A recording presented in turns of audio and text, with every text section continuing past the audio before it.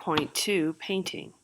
So painting is an ancient art if you consider the cave paintings that go way back, but the materials that get used evolve over time, and we're going to look at the different types of painting.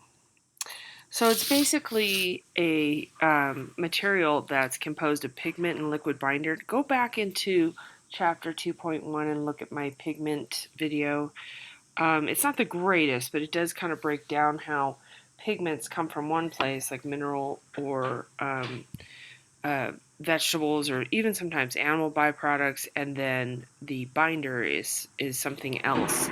So there's like beeswax or egg yolk or oils, sometimes gums, which are tree sap usually, water, and polymers, which is acrylic paint. That's the 20th century. So the first paintings are cave paintings, which we have found in southern France and Spain.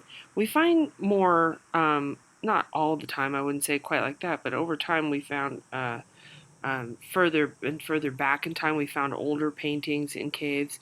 They preserve really well because they're in a deep cave, and they were protected from the elements. So fortunately for us, we get to see them in this modern day. So those are saliva and pigment, and probably a little bit of animal fat in most cases. And we talked about charcoal as well. So it just depended on what they had available, and a little bit of trial and error, and they would apply it with a small tube, like a straw. Think about like if you were to take a straw, and you can even try this if you wish, but they would put the pigment, which I don't suggest doing because we've later found that these are toxic. Certain things are toxic, and you don't want to get it in your bloodstream. But they put the pigment in their mouth and they spit it through a tube, and that's how they got their paintings. Usually they were of animals with some human imagery. So we're going to look at Peshmerel, the cave from in France from 23,000 BC. So this is a 25,000-year-old piece. Remember, BC, you have to add whatever era we're in. We're in 2019, so you have to add those years. So we see these black figures here, but there's some red dots as well added in. And then the hands, that's kind of a little bit more to the point of what we're talking about with the pigment sort of spray painted on, and we're going to get into that a little bit more in this chapter. But you just put your hand down, and then you would blow the black charcoal mixed with saliva, perhaps some animal fat, and you would just blow that over your hand and hold it there until it's dried, and that has lasted for a long time. So they were saliva and pigment through a tube, again, on stone cave walls, and then they also think that, and I don't know why they know this, I don't remember the research on this, but they think that most of these artists were female. So encaustic becomes another older art form, and it is wax-based, and beeswax was something that was handy. What we use now for candles, that's a petroleum product, which we did not have until the late 19th century. So when we're talking about wax, we're usually talking about beeswax in the ancient world. But there are some other types of wax.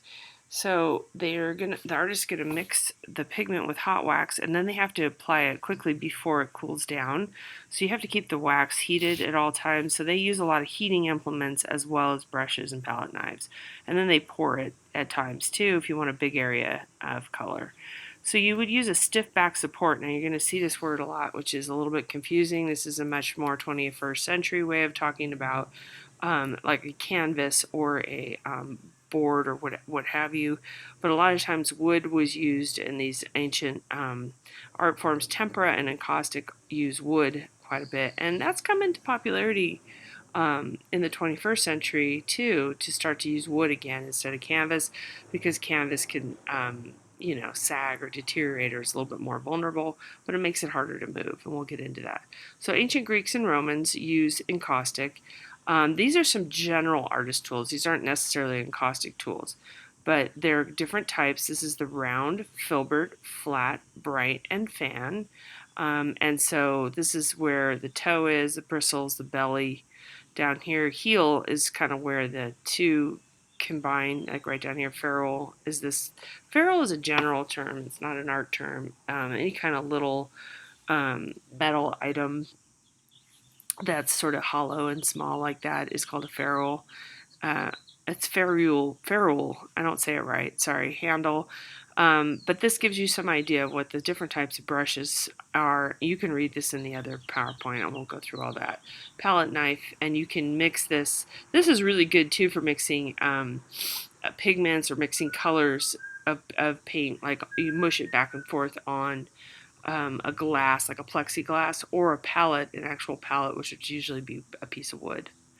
Okay, so our first example here for encaustic is very old, 2,000-year-old piece, is a portrait of a boy, and this is encaustic on wood. A lot of times these particular types of portraits we would see would be their burial portrait. I don't think we have any information on this one, where it's coming from, but oh yes, it does say funerary adornment, but over the face of the mummified face or outside of the sarcophagus above where the head is positioned. So the other books I've used have similar ones. This is the first time I've seen this young boy, but they would put this on top of a coffin or a sarcophagus, because you know the Romans at this point and a little bit earlier have interacted and dominated Egypt. So sometimes you'll even see this type of a portrait that's realistic on an Egyptian coffin. So it's a weird melding of these two cultures before things fall apart completely for the Egyptians. At any rate, this is encaustic on wood, 15 by 7, so about twice the size of a piece of paper. And it's mixed in pigments and wax on wood. So it's a naturalistic likeness of the deceased. Now that goes back to our Egyptian concept.